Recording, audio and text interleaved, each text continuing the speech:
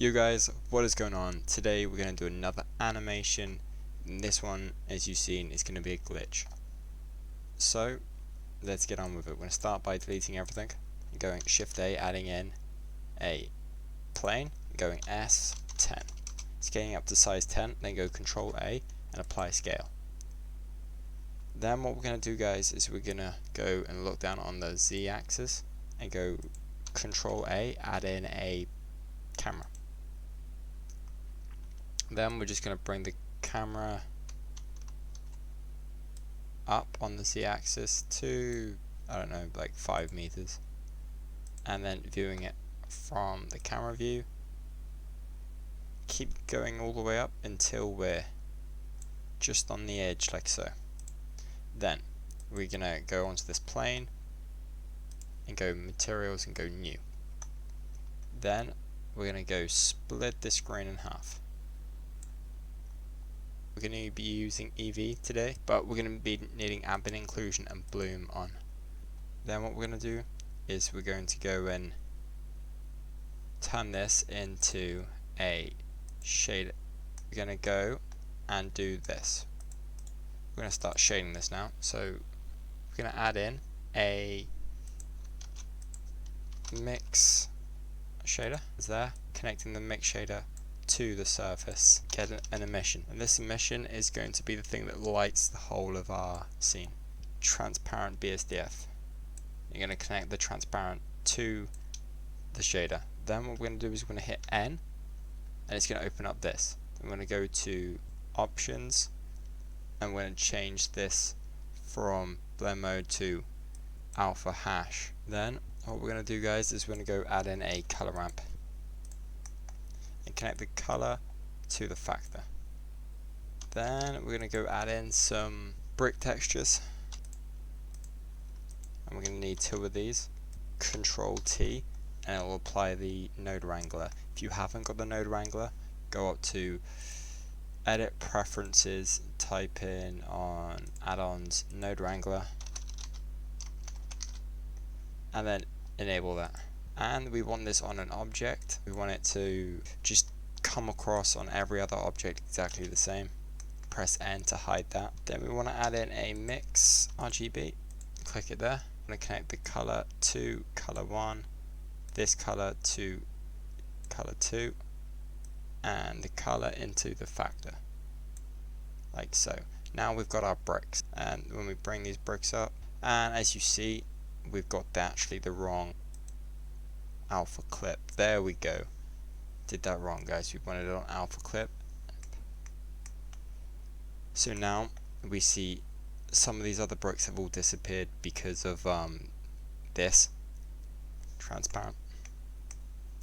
And finally, one of the final things we're going to do is we're going to copy this. So we're going to Shift D and duplicate this color ramp, and we're going to connect this color ramp into our emission, like so. Now we're going to use this, and we're going to color our bricks in. So let's give this a nice red, and let's give this a green, and we're going to add one more, and this is going to be a nice neon blue. As you see, they're all kind of mixing at the moment, so we need to change this to constant. But as you see, they're all blue, but it's fine. We'll sort that out in just a second. Now we need to get from this factor all the way up to color, and now they're all a mixture between red, blue, and there should be green there somewhere. But we still haven't finished. We got to get this vector, connect this vector into this other vector, and now this is added in another whole brick texture. And we want to set this to an overlay, and let's play around with some of these settings so that we can add in more like actual glitch, because at the moment this is really small. So let's go with 2.4 on this top one, leave this mortar size, and set the brick width to around about 5.7. See, it's stretching these out. And the row height, I'm going to leave the row height around about 0.25. And for this bottom one, what we're going to do is set the scale to 0.5. As you see, we're getting more of these bricks. And brick width to 4.2. And finally on this one, I'm going to go to 0.84. As you see, we're not really getting much. It's just all looking very sad for itself, I guess. I don't know, it's just not looking very good, which is fine. We're going to go and start playing with these now. So, I'm going to bring this green up, and the more that we play around with this, the more these textures start coming in. I think there's a lot of red at the moment, so let's just keep playing around with them. Maybe even flip it so you get kind of this kind of look. Then let's add some more distortion into this, like more glitch, because it's still not very glitchy at all. So we're going to move this texture coordinate, and we're going to add in a Voronoi texture and click it. Now everything's all smashed up into little balls, which obviously isn't very glitchy at all. So select everything, hit G and move it. I'm going to add in a mix RGB. Going to click it there, and then we're going to select this object and put it into color 2. And what this is going to do is if you bring it all the way up, it's bypassing this Voronoi texture, and all the way down it's just putting it through this Voronoi texture. So bring it up to, and what we're going to do is change this to Shepherd or whatever, however you pronounce that, and just leave the settings like that. Now we want to animate this, so go over to the preferences and we want to set this to linear.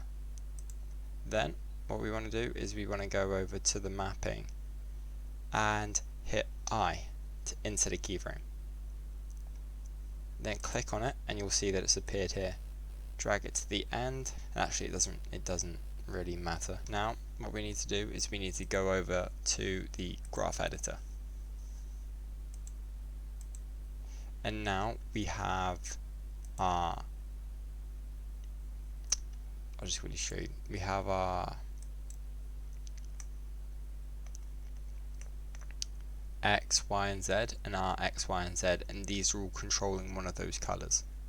So when we go back to our view here, let's take down our world brightness to black and hide everything. So our reds, we're going to hit N, go to modifiers, and if you haven't seen any of this, make sure that you go back and you click on the mapping, and then it should all appear. And we're going to go to noise. Now as you see, this red line's appeared, and if you hit play, we're going to start seeing it like shaking. We want to do this for the Y, modifiers, noise, and now we're getting this glitch going up and down. And finally we want to do this for the Z, noise. Now let's play with all of this. So you can leave it playing and bring up the scale and all of them, just bring them up, to random amounts of scale, and maybe bring up the strength a little bit. This is basically what you need to do. And then if you wanted to add in that text like I did, what you would do is you go back and let's just start up, and there's our, but let's go Shift A, add in a text, then hit tab to edit it and go no signal. Then what we're going to do is we're going to go over to these settings, we're going to give this center, and we're going to give this center like so, and why not scale it up just a little bit. And we're going to go view our camera. Then if we went and added this texture in, no signal, go texture 1, we have this, going on, but obviously it doesn't look very good. Put our plane back in, and as you've seen, it's camouflaged now, and that is because when we go back to our layout here, click on our texture, our text, sorry, it's exactly the same. So need to go over to our shader, and we want to hit this blue button and copy it. So now this is copied onto a material 2. So now when we edit this, it won't edit the glitch plane behind. So there, we're going to go and change this one now.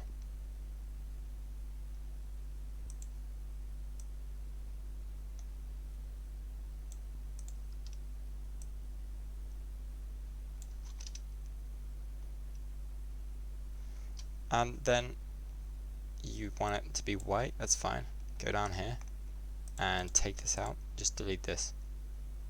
And now you have your white glitchy text. So guys, also just one quick thing, if you wanted to make the blurred effect like I did, render an image like so. You're gonna bring this image in, then we're gonna go over to compositing, hit use nodes, then go Shift A, add in, then go lens distortion, click lens distortion and click there. Then if you bring this up to, I don't know, 8, you're gonna get that really distorted look, and if you bring this up, you kind of get that, so like fisheye kind of look, and vice versa. So you know, like the old kind of tube TVs, I guess, and then just a little bit of blur. That's what I did, guys. So I hope this helped. If it did, drop a thumbs up. If it didn't, drop a dislike, guys, and I'll see you in the next one.